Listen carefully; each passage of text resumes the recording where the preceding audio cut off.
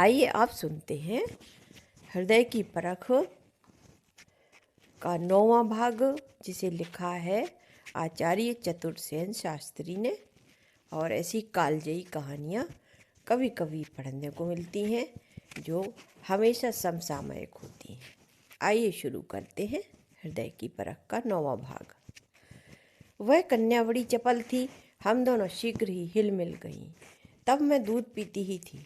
देवकरण पर पिताजी का बड़ा प्रभाव था, वह उन्हें बहुत मानते थे। जब उन्होंने मामा के मरने का हाल सुना तब उन्हें बड़ा दुख हुआ और उस अनाथ बालिका पर उन्होंने बड़ा प्यार किया। जैसा कि मैं कह चुकी हूँ कि वह कन्या बड़ी सुंदर और चपल थी। वह सदा मुझे मारा करती थी, मेरी मिठाई भी छीन कर खा जाती थी। मैं सोचती थी जाने दो, इसे ही खा लेने दो। कभी कभी जब मैं अपनी माँ से उसके मारने पीटने की या अत्याचार की बात कहती, शिकायत करती, तो वे मुझसे कहती, बेटा तेरा तो यह घर ही है, यह बे माँ बाप की है, इसकी 4 बातें सह लेनी चाहिए।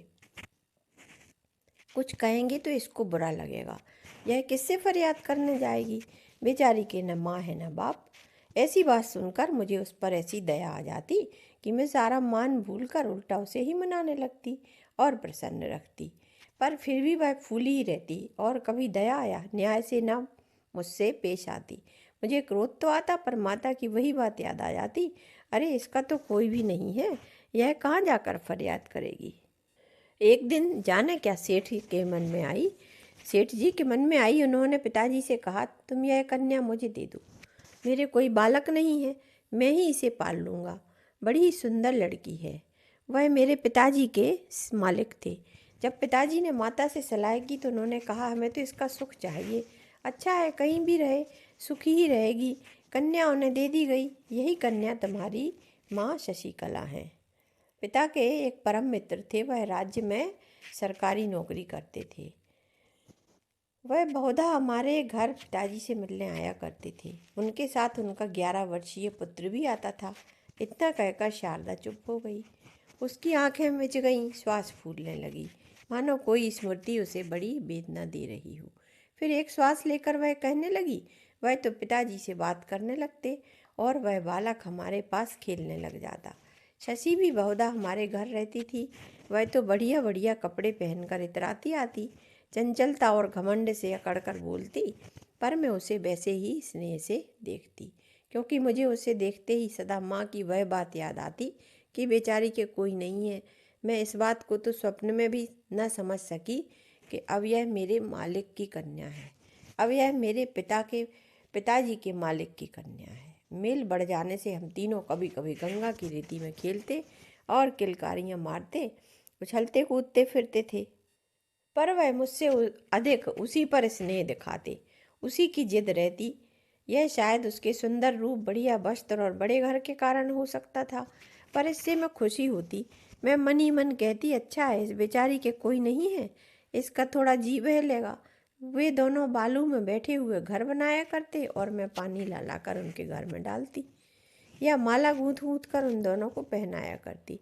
ज्यों ज्यों आयु बढ़ती गई त्यों त्यों ये मिट्टी के खेल बंद हो गए। तब भी मैं थोड़ा उनसे छोटी ही थी और नए नए खेल निकलते गए। उन्हें चित्र विद्या के अभ्यास की बड़ी ही धुन थी।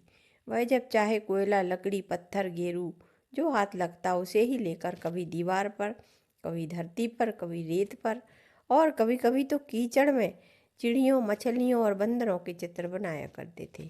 इतना कहकर शारदा फिर मर्माहत होकर चुप हो गई। सरला पत्थर की तरह निश्चल बैठी थी, मानो उसमें जान ही न हो। उसने कुछ देर होती देखकर फिर से कहा,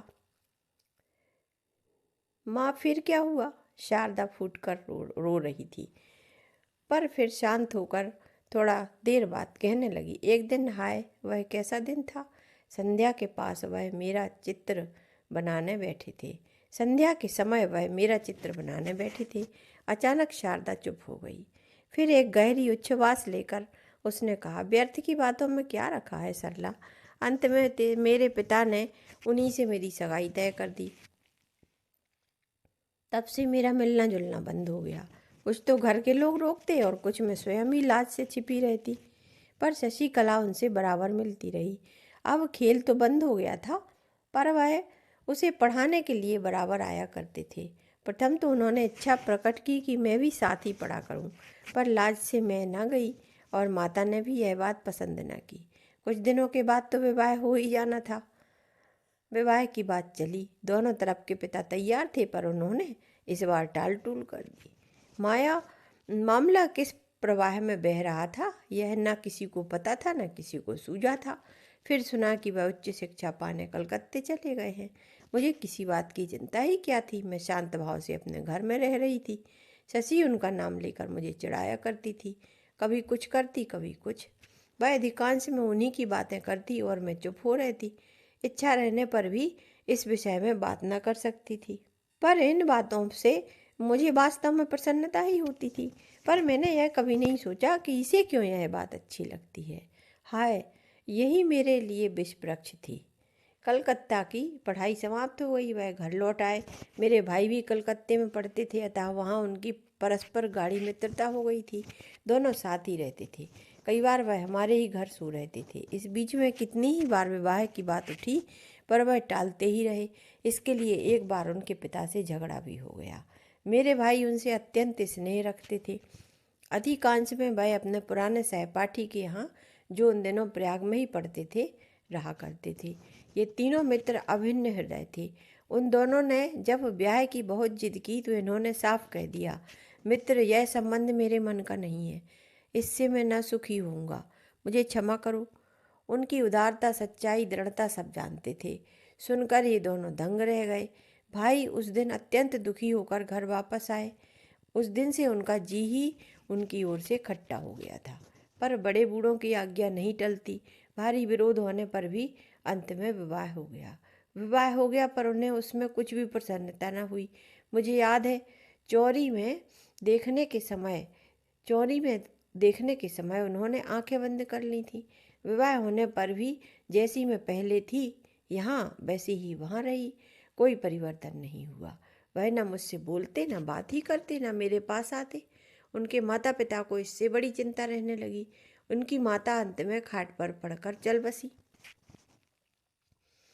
यहाँ शारदा ने कांपती हुई सांस भर कर कहा। कुछ ही दिनों में उनके पिता भी परलोक सिधारे। मैं अकेली रह गई। क्रियाकर्म समाप्त होने पर भी हम लोग उसी उदासीन भाव से रहते रहे। अंत में मुझसे न रहा गया। एक दिन मैंने अत्यंत करुणा से उनके पैर पकड़कर कहा, स्वामी, मेरा क्या अपराध है जो मेरी कोई भी सेवा स्वीकार नहीं करते। 3-4 दिन से उनका जी बहुत ही बेचैन रहता था। इन शब्दों में 2 वर्ष का दारुण दुख भरा हुआ था। मेरे इन शब्दों से उनका हृदय हिल गया। उन्होंने नम्रता से कहा, देवी, तुम्हें किसी वस्तु का कष्ट तो नहीं है? मेरी हिचकियाँ बंध गईं। मैंने कहा, तुम्हारी कृपा जब नहीं है तो ये सुख क्या मुझे सुखी कर सकेंगे? अब तक उन्होंने मेरा मुख भी नहीं देखा था। आज अचानक आंख उठाकर कहा, मैंने तो तुम्हें कभी अपमानित नहीं किया है। मैं चुप हो गई। अपने जी की बात उन्हें कैसे समझाती, पर आंसू बह रहे थे। अचानक देखा उनकी आंखें भी भर रही हैं। वे मोती से आंसू ढर ढर धरती पर गिर गए। इसके बाद वह तुरंत ही धरती पर बैठकर बालकों की तरह रोने लगी। उन्होंने मेरे पांव पकड़कर कहा, देवी, मुझे क्षमा करो, मैं तुम्हारे योग्य नहीं हूँ। जीवन में मैं जो पाप कर चुका हूँ उसे निभाना ही होगा। तुम्हारा दुख मैं जानता हूँ, पर दूर कैसे करूँ? मैंने भी जल्दी से पाँव खींच लिए। मुझसे कुछ कहते ही न बना। मैं तो केवल रोती ही बैठी थी। मैंने समझा ये जिस पाप की बात कह रहे हैं वह मुझे कष्ट देना और 2 साल तक मुझसे दूर रहना ही होगा। पर हाय, असल बात में क्या समझती। अंत में उन्होंने कहा, बोलो, क्या पाकर तुम्हें सुख होगा? मैंने कहा, तुम्हारी दया। यह सुनकर वह करुणा से मेरी ओर देखने लगे। फिर उन्होंने आकाश की ओर देखकर कहा, हे ईश्वर, बल दे। उस दिन की बातचीत से चित्त प्रसन्न हुआ। जब मैं भोजन कराने गई तो कुछ बात करने का बहाना सोचने लगी। अंत में एक बात सूझी। मैंने कहा, शशिकला का ब्याह है, उसने 1 महीने पहले से बुलाया है। आज ही दाई आई थी। उन्होंने अत्यंत उदास भाव से कहा, अच्छा चली जाओ, कल मुझे भी काशी की ओर जाना है। 10-15 दिन लगेंगे, तब तक तुम अपने घर रहना। यही बात पक्की हुई। दूसरे दिन मैं यहाँ चली आई। मुझे यहाँ पहुँचाकर जब वह लौटने लगे तो एक क्षण भर ऐसी विलक्षण दृष्टि से उन्होंने मुझे देखा कि मैं काँप गई। वह कैसी दृष्टि थी? हाय, इसका अर्थ मैं अब समझी। शारदा ने थोड़ा सा कांप कर हिचकते हुए कहा। इतना कहकर शारदा ने अपने आंसू पोंछ लिए। फिर बोली, वह चले गए और सदा को चले गए। आज 28 वर्ष हो गए, वह फिर न दिखाई पड़े। कहाँ गए कुछ ठीक से पता ही नहीं। तब से उसको घड़ी की याद मुझे बराबर आती रहती है। यह कहकर शारदा ने अत्यंत विषाद भरी सांस ले ली। सरला ने देखा कि उसके आंसू सूख गए हैं। सरला ने देखा कि उसके आंसू सूख गए हैं। शारदा फिर कहने लगी, इसके बाद एक दिन सुना कि किसी कारण शशिकला अपने किसी संबंधी के यहाँ चली गई है। ब्याह रुक गया, परंतु 5 महीने बाद जब वह आई तो बड़ी दुर्बल हो रही थी। पूछने पर कहने लगी, बड़ी भारी बीमारी हो गई थी जिसके कारण शीघ्र आना नहीं हुआ। कुछ काल बाद उनके भूदेव के उन्हीं मित्र के साथ उसका विवाह हो गया। वह देखते देखते राजरानी बन गई। यह सब क्या गोरख धंधा हो गया, और उसके 5 मास तक गायब रहने का और वापस आने से मेरा क्या संबंध है, सो उस समय मुझे कुछ ज्ञात नहीं हुआ, न ही मैं समझ सकी। पर मैं समझती हूँ माता पिता और देवकरण जी को सब कुछ मालूम हो गया था। वे बड़े उदास रहते थे। देवकरण जी बड़े चिंतित रहते थे। मेरे भाई उन दिनों कलकत्ते में थे। उनकी परीक्षा का समय था, इसलिए वह न आए थे। मैंने इस उदासी का मतलब समझा कि घर गृहस्थी के कितने ही झंझट रहते हैं, इससे यह उदासी होगी। पर आज इतने दिनों के बाद उसका रहस्य समझ में आया। तुम्हारे ही पिता उसे ले गए थे और उसकी वह भारी बीमारी तुम्हारा प्रसव ही था। तुम्हारे पिता से लड़कर और तुम्हें छोड़कर शशिकला चली आई और फिर ब्याह कर लिया। माता पिता और देवकरण ने अपनी बदनामी के कारण अत्यंत कौशल से यह भेद छिपाए रखा।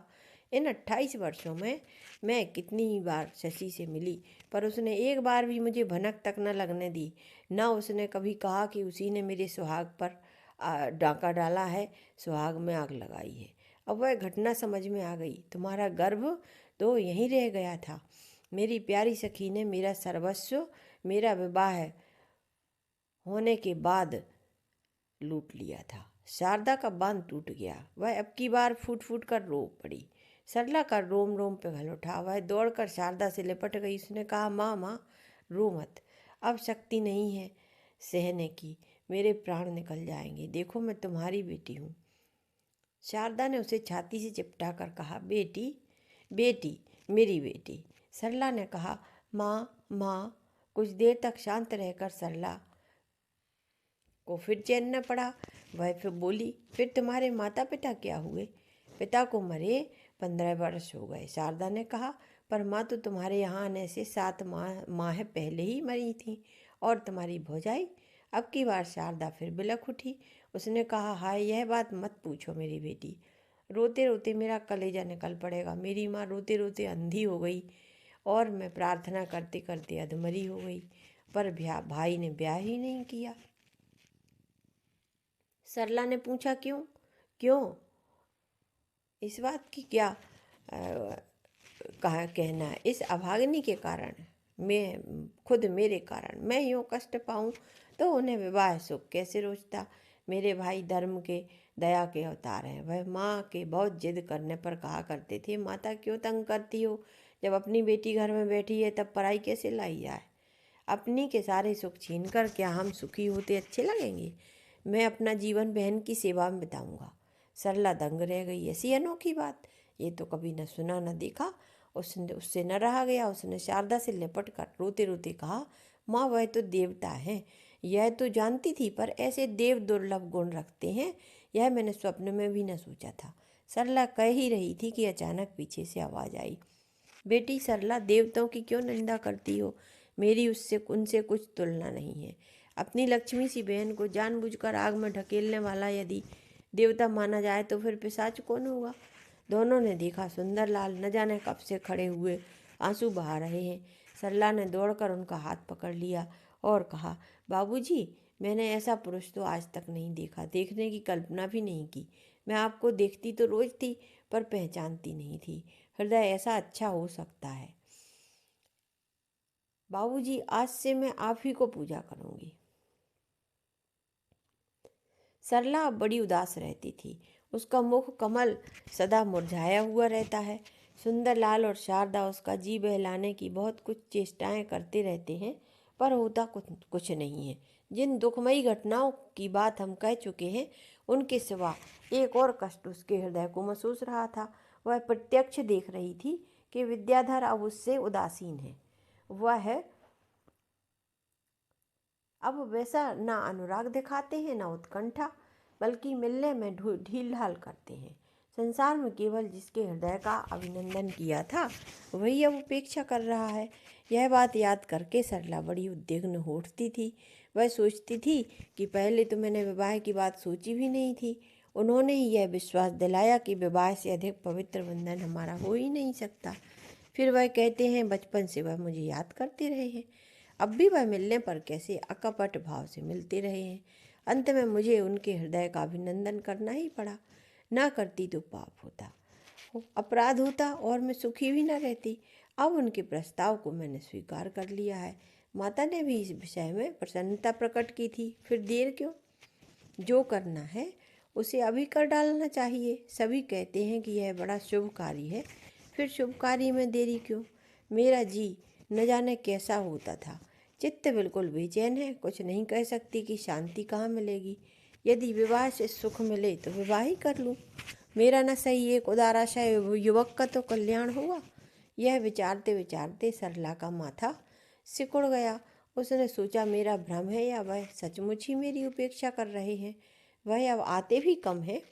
उस दिन यह कहकर तुरंत ही चल दिए थे कि काम जरूरी है, फिर आऊँगा। तब से अब तक फुर्सत न हुई। काम तो पहले भी थे। आज 3 बजे आने को लिखा था, जो 3 की जगह 5 बज गए। न जाने और अब कब तक न आवेंगे। आते तो आज सारी बात खोल कर कह लेती, पर अब कब तक बैठी रहूं? यह सोचकर सरला ने एक लंबी सांस ली और वह उठकर भीतर शारदा के पास चली आई। सरला को देखते ही शारदा ने बड़े प्यार से कहा, सरला बेटी, कब तक उदास रहोगी? सरला बोली, माँ, जो बात चाहना से होती है उसे तो मनुष्य त्याग सकता है, पर जो आप ही हो गई है उसे क्या करें? मैं उदास रहना नहीं चाहती, पर न जाने क्यों रहती हूँ। शारदा एकटक उसकी ओर देखकर बोली, बीती बात को भूलने से दुख बहुत कम हो सकता है। सरला ने धीरे से कहा, बीती बातें होती तो भी एक बात थी। शारदा ने चौंक कर कहा, बीती नहीं तो और क्या है? मेरा वर्तमान के समान भविष्य भी माँ अंधकार में ही है, ऐसा लगता है। शारदा ने अत्यंत स्नेह से कहा, बेटी, तू तो बड़ी समझदार है। दुनिया में अकेला किससे रहा जाता है?